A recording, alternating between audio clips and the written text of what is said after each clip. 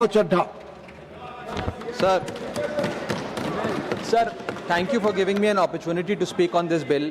Sir 22 lakh बच्चे रोज 18 घंटे की मेहनत, एक 3 घंटे का एग्जाम, लेकिन एक कैमरा फोन, व्हाट्सएप पर एक मैसेज, टेलीग्राम पर एक पीडीएफ, रात 2 बजे पेपर लीक, सब खत्म, स्टूडेंट की सारी मेहनत बर्बाद.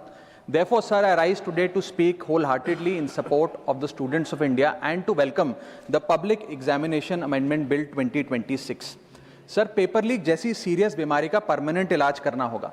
जैसे कैंसर का इलाज क्रोसिन खिलाकर नहीं किया जा सकता, ठीक वैसे ही पेपर लीक जैसी प्रॉब्लम का इलाज मीडिया साउंड बाइट से नहीं बल्कि इंस्टीट्यूशनल सॉल्यूशन से होगा, जो आज हमारी सरकार इस बिल के माध्यम से करने जा रही है by introducing India's first ever anti paper leak framework. सबसे पहले मैं नीट के स्टूडेंट्स को कुछ कहना चाहूंगा. आपका गुस्सा जस्टिफाइड है, आपकी पेन रियल है और आपको एग्जामिनेशन सिस्टम से जो कंप्लेंट है वो कंप्लेंट भी जेन्युइन है. Your voice matters. और जब आपने अपनी चिंता व्यक्त करी, अपना दर्द बताया, when you demanded, the honourable prime minister heard that demand, not just as a prime minister but also as a guardian, परिवार के मुखिया की तरह उस बात को सुना. Students demanded, government acted, historic decisions taken, systems changed. Sir, जब एक स्टूडेंट नीट जैसे पब्लिक एग्जाम की प्रिपरेशन करता है तब वो अकेला तैयारी नहीं करता, उसका पूरा परिवार प्रिपरेशन करता है. माँ अपनी छोटी छोटी जरूरतें रोक देती है, घर का बजट कम करती है. पिता फैमिली की सेविंग्स को कोचिंग फीस, रेंट और टेस्ट सीरीज पे खर्च करता है. फैमिलीज को लोन तक लेना पड़ता है. और स्टूडेंट खुद कोटा, जयपुर, चंडीगढ़, दिल्ली, पटना जैसे शहरों में जाकर घर से दूर रहता है. दिन में 18 घंटे पढ़ता है, रात 2 बजे तक पढ़ाई करता है और फिर अलार्म लगाकर सुबह 5 बजे क्लासेस के लिए उठ जाता है. परिवार से दूर, कोई सोशल लाइफ नहीं, कोई त्योहार फेस्टिवल नहीं, सोशल मीडिया, फ्रेंड से दूर, और अपनी स्लीप और अपनी हेल्थ से भी कॉम्प्रोमाइज करता है, क्योंकि उसे पता है कि जब वो पेपर लिखेगा तो सिर्फ पेपर नहीं, अपनी फैमिली के लिए एक बेटर फ्यूचर लिखने जा रहा है. और फिर एक दिन एग्जाम की तारीख पर उसे पता लगता है कि 3 साल से वो जिस पेपर की तैयारी कर रहा था वो पेपर किसी ने पहले ही पैसे देकर हासिल कर लिया, पेपर लीक हो गया. और इस समय सर सिर्फ पेपर लीक नहीं होता, उस स्टूडेंट का मेहनत, उसकी ड्रीम्स, उसकी सेल्फ बिलीफ, उसका ट्रस्ट, उसकी एस्पिरेशंस, ये सब लीक होती हैं और उसकी मेंटल और फिजिकल हेल्थ पे असर पड़ता है. I understand that pain sir, because मैं खुद भारत के अभी कुछ साल पहले ही भारत के एक पब्लिक एग्जामिनेशन सिस्टम का स्टूडेंट रहा, चार्टर्ड अकाउंटेंसी का. And sir, because I have spent enough time in this house critiquing the government, I have earned the right to say my next sentence with full conviction and sincerity कि जब बात students की आई, when it came to our students and the youth of India, the government heard, the government actioned and the government delivered. Students का feedback लिया, students की demands को honour किया और ये डेमोन्स्ट्रेट किया कि सरकार स्टूडेंट्स के साथ खड़ी है. जिस उम्मीद के साथ स्टूडेंट्स ने अपनी मांग प्राइम मिनिस्टर साहब के सामने रखी, उस चिंता को, उस दर्द को समझते हुए तमाम एक्शन लिए गए, तमाम स्टेप्स लिए गए, जैसे कि शॉर्ट टर्म और long term steps. Number 1, paper leak के बाद इमीडिएटली री एग्जाम कराया गया ताकि साल बर्बाद ना हो.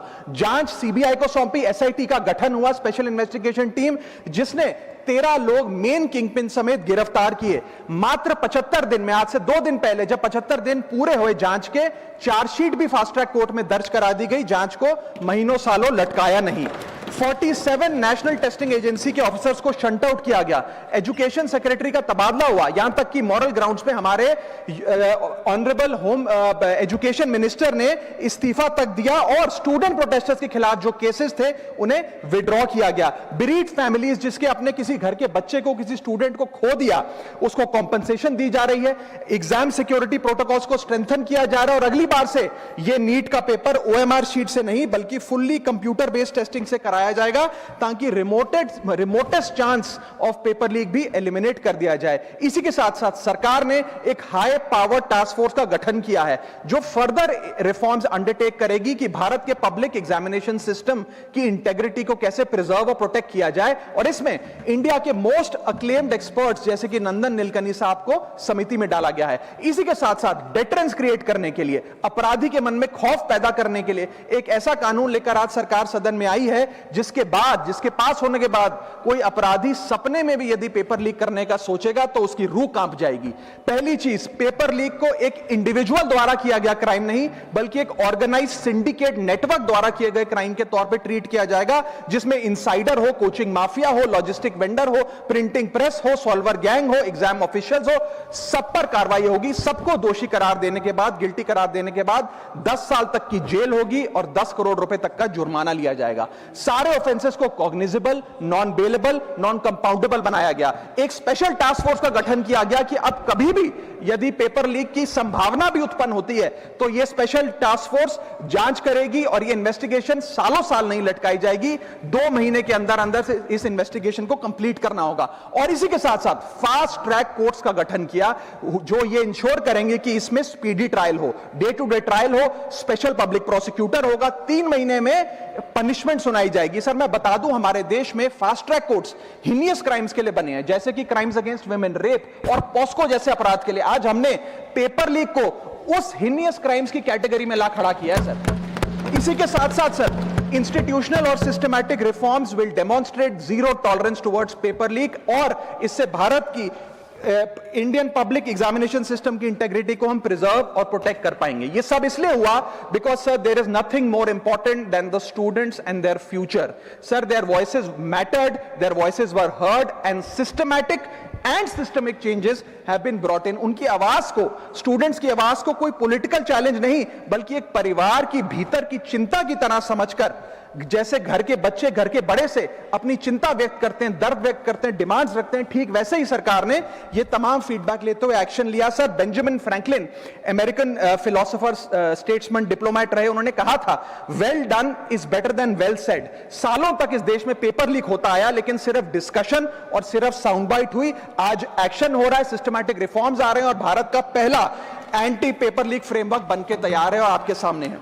सर इसी के साथ साथ पेपर लीक किसी एक पार्टी का, किसी एक सरकार का ऑफिसर या मिनिस्ट्री की देन नहीं है, और ये कोई 2026 का फिनोमेना भी नहीं है। सर मैं बता दूं कि सर जब बात अकाउंटेबिलिटी की हो, मोरालिटी की हो, जवाबदेही की हो, तो इसलिए इससे जब बात अकाउंटेबिलिटी की हो, मोरालिटी की हो, जवाबदेही की हो, तो सर ये इससे तय नहीं होना चाहिए कि पेपर लीक कौन से राज्य में हुआ, कौन सी मिनिस्टर के अंडर हुआ, कौन सी पार्टी में हुआ, क्योंकि ये एक पैन इंडिया ऑर्गेनाइज्ड क्राइम है, क्रॉनिक डिजीज है। मैं ये बात इसलिए कह रहा हूं क्योंकि 19 जुलाई 2026 को, आज से मात्र 10 दिन पहले, पंजाब के अंदर एक फार्मेसी ऑफिसर रिक्रूटमेंट का एग्जाम हुआ। उसमें मैसिव इरेगुलरिटीज देखी गई, ब्लूटूथ डिवाइसेस के माध्यम से लाइव चीटिंग चल रही थी, और चीटिंग सिंडिकेट वो चीटिंग फैसिलिटेट कराने के लिए 13-13 लाख रुपए का रेट चार्ज कर रहा था। यही नहीं सर, आम आदमी पार्टी की सरकार जब पंजाब में बनी तब से अभी तक नायब तहसीलदार के एग्जाम में इरेगुलरिटीज देखी गई और लार्ज स्केल चीटिंग हुई। पंजाब स्टेट एजुकेशन बोर्ड में 12वीं क्लास का इंग्लिश का पेपर लीक हुआ, पीएसटीटी स्कूल टीचर रिक्रूटमेंट का एग्जाम का पेपर लीक हुआ, पीएसबी के ग्रुप ऑफिसर के रिक्रूटमेंट का एग्जाम लीक हुआ, एग्रीकल्चरल डेवलपमेंट ऑफिसर के रिक्रूटमेंट का एग्जाम लीक हुआ, और एक्साइज और टैक्सेशन इंस्पेक्टर की रिक्रूटमेंट की मेरिट की लिस्ट जब आई तो उसमें फर्जी नाम डाल के जारी कर दिया गया। सर मैं आ रहा हूं, अब मैं कांग्रेस में आ रहा हूं। आप कांग्रेस का सुनिए सर, ये मेरा समय खराब कर रहे हैं। आप बोले ना, बोले आप बोले सर। जब सर कांग्रेस की कर्नाटक में सरकार है, इसी साल जनवरी 2026 में एसएसएलसी का पेपर हुआ। इसी साल कर्नाटक में कांग्रेस की सरकार के अंडर एसएसएलसी का पेपर हुआ, पेपर लीक हुआ, और वो पेपर ऑनलाइन 200 रुपए में स्टूडेंट्स को बेचा जा रहा था। हिमाचल प्रदेश में HP state selection commission recruitment exam का पेपर कांग्रेस के कार्यकाल में लीक हुआ। अब आप सुनिए सबसे चौंका देने वाली घटना, सर सबसे शॉकिंग और सैड बात यह है कि 2016 में कर्नाटक में जब कांग्रेस की सरकार थी तब वहां पे 12वीं कक्षा का प्री यूनिवर्सिटी कॉलेज का 12th का केमिस्ट्री का पेपर लीक हुआ। ये क्लासरूम का पेपर नहीं था सर, ये स्टेट बोर्ड एग्जाम था। ये स्टेट का एग्जाम जब पेपर लीक हुआ, बच्चे एग्जाम देकर घर आ गए, पता लगा पेपर लीक हो गया, पेपर कैंसिल कर दिया। 20 दिन बाद री एग्जाम कराया गया, री एग्जाम का पेपर भी लीक हो गया, और उसके बाद रात को 3:30 बजे वो पेपर व्हाट्सएप पे घूम रहा था, री एग्जाम को भी कैंसिल करना पड़ा। इसके बाद जब जांच हुई, स्टेट सीआईडी ने जांच करी, तो 3 लोगों को अरेस्ट किया, जिसमें कर्नाटक सरकार के मेडिकल एजुकेशन मिनिस्टर डॉक्टर शरण पाटिल का पीए खुद शामिल था। पीए 10-10 लाख रुपए लेकर पेपर लीक कर रहा था। उसके बाद जब मंत्री जी से पूछा गया कि आप इस्तीफा क्यों नहीं देते, आपकी मॉरल और डायरेक्ट जिम्मेदारी बनती है, आपके दफ्तर का आपका पीए पेपर लीक कर रहा है, आप क्यों नहीं इस्तीफा देते? तो उन्होंने कहा कि there is no question of resigning, अगर कुछ गलत हुआ है तो वो मेरे पीए का पर्सनल मैटर है, उसकी पर्सनल लाइफ है। वहां सर ऑफिस गवर्नमेंट का, डेजिग्नेशन गवर्नमेंट की, एक्सेस गवर्नमेंट का, बट अरेस्ट की बात आई तो पर्सनल लाइफ का मैटर है। और आयरनी देखिए, आज 2026 में कर्नाटक में फिर कांग्रेस की सरकार है और डॉक्टर शरण पाटिल फिर मंत्री हैं और उसी विभाग के मंत्री हैं, मेडिकल एजुकेशन विभाग के मंत्री। ये है स्टैंडर्ड ऑफ अकाउंटेबिलिटी।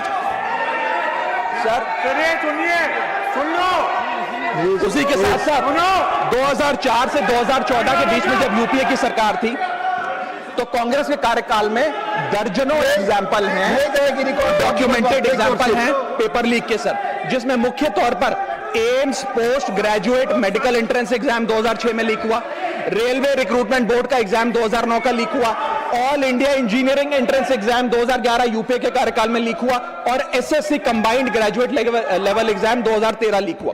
सर इस पीरियड में उस समय की यूपीए सरकार ने क्या किया? कोई अकाउंटेबिलिटी एस्टैब्लिश करी, कोई एग्जाम सिक्योरिटी आर्किटेक्चर को ओवरऑल करने के लिए कोई कानून लाए, कोई dedicated anti paper leak law लाए? कुछ नहीं लाए। सर मैं एक बात कहना चाहता हूं, सर पॉलिटिकल मेमोरी सिलेक्टिव हो सकती है, पब्लिक रिकॉर्ड सिलेक्टिव नहीं हो सकता। अगर नेशनल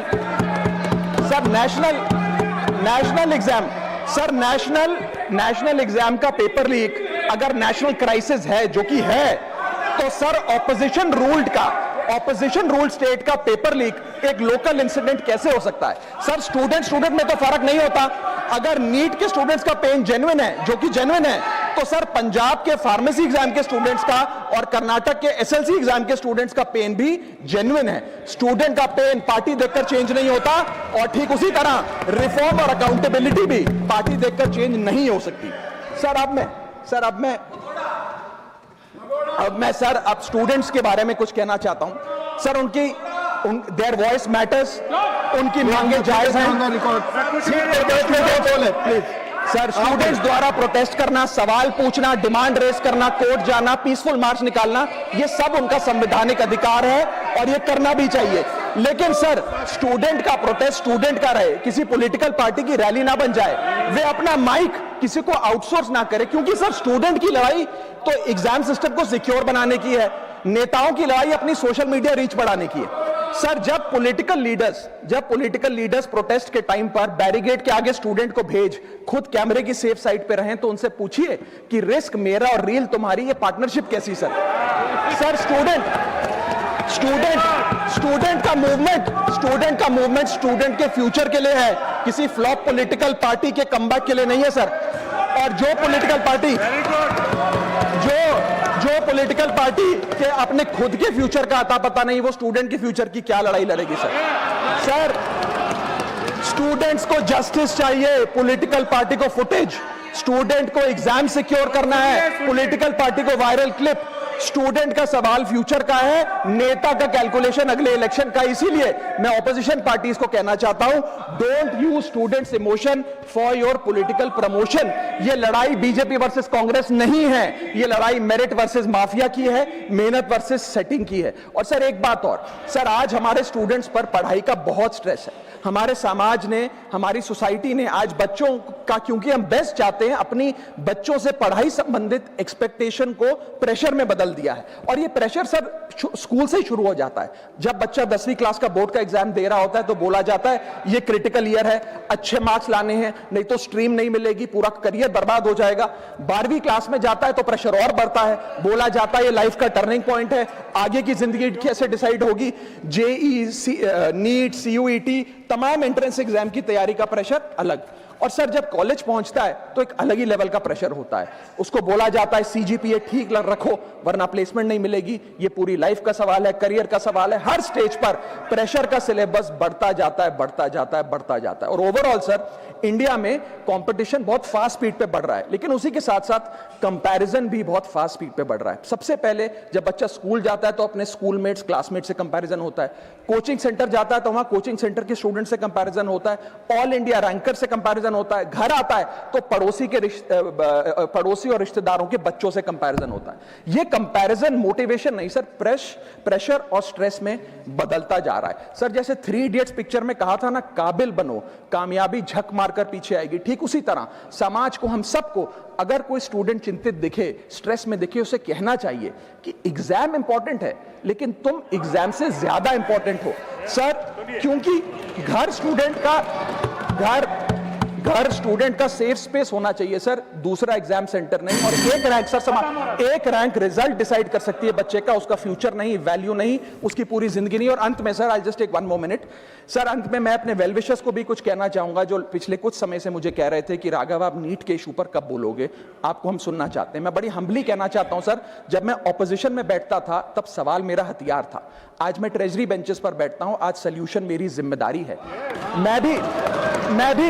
मैं भी रोज कैमरे के सामने आकर साउंड बाइट दे सकता था, लेकिन मुझे हेडलाइन नहीं सर, मुझे आउटकम चाहिए। और जब मैं ऑपोजिशन में था तब मेरा काम इशू रेस करना और सवाल उठाना था, और पूरा सदन और आप जानते हैं मैंने वो काम पूरी ईमानदारी से किया। लेकिन आज मेरा रोल कैमरा के सामने अटेंडेंस लगाने का नहीं है, मेरा role is my focus is to fix the system.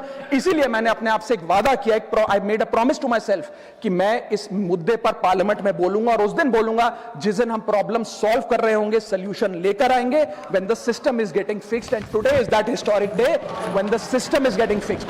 और सर बिकॉज आज जो रिफॉर्म्स हम लेकर आए हैं, जो सरकार सदन में लेकर आई है, वो इतने जरूरी हैं क्योंकि इन रिफॉर्म से सिस्टम और मजबूत होगा, पेपर और सिक्योर होगा, एग्जाम फेयर होगा, मेरिट का सम्मान होगा, माफिया जेल में होगा, सरकार पहरेदार होगी, कार्रवाई दमदार होगी, स्टूडेंट्स की जीत होगी, माफिया की हार होगी। जय हिंद।